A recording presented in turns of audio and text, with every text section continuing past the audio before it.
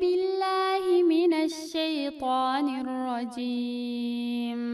يا أيها الذين آمنوا إذا تداينتم بدين إلى أجل مسمى فاكتبوه وليكتب بينكم كاتب بالعدل ولا يأب كاتب أن يكتب كما علمه الله فليكتب وليملل الذي عليه الحق وليتق الله ربه ولا يبخس منه شيئا فإن كان الذي عليه الحق سفيها أو ضعيفا أو لا يستطيع أن يمل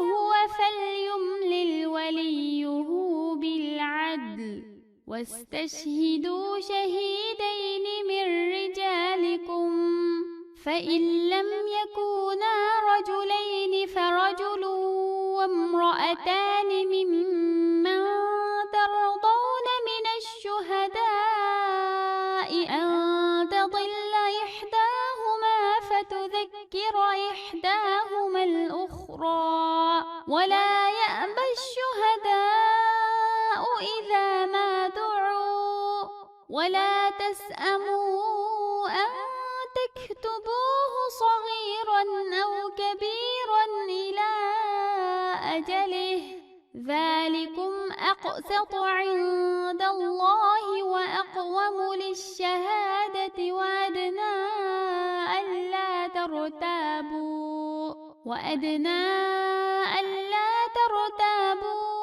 إلا أن تكون تجارة حاضرة تديرونها بينكم فليس عليكم جناح ألا تكتبوها وأشهدوا إذا تبايعتم ولا يضار كاتب ولا شهيد وإن تفعلوا فإنه فسوق بكم واتقوا الله ويعلمكم الله والله بكل شيء عليم.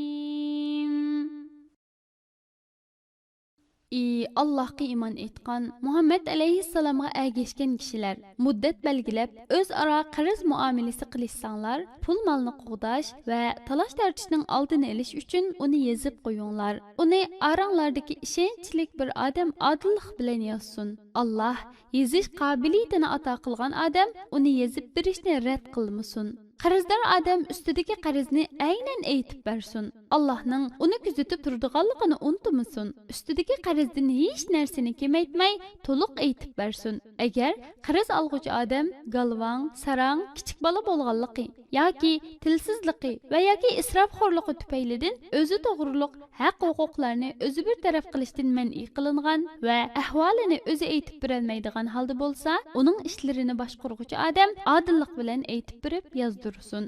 Sizlar aranglardan baligh, aql va adolatli ikki er kishini guvohlikqa taklif qilinglar. Agar ikki er kishi topilmasa, sizlar guvohlik berishiga rozi bo'ladigan kishilardan bir er, ikki ayolni guvohlikqa taklif qilinglar. Bu ikki ayolning biri unutib qolsa, ikkinchisi esiga soladi.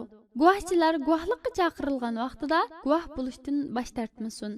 Qariz mayli az bo'lsin yoki ko'p bo'lsin, uni qaytarish vaqti bilan qo'shib yozishdan erinmanglar.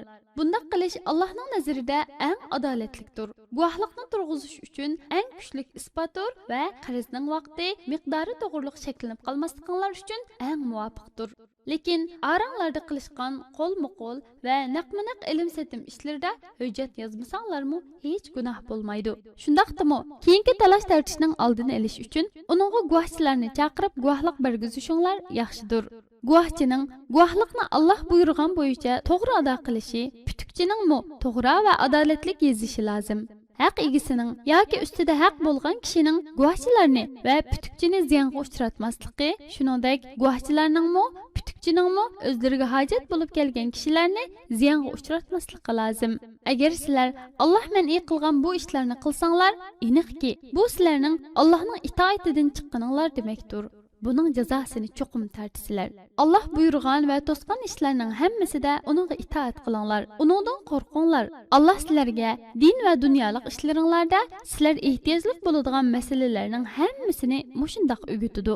Alloh hamma narsani bilguchidir. Uningga hech qanday narsa maxfiy emasdir. Alloh shu bilginiga asosan sizlarga mukofot yoki jazo beradi.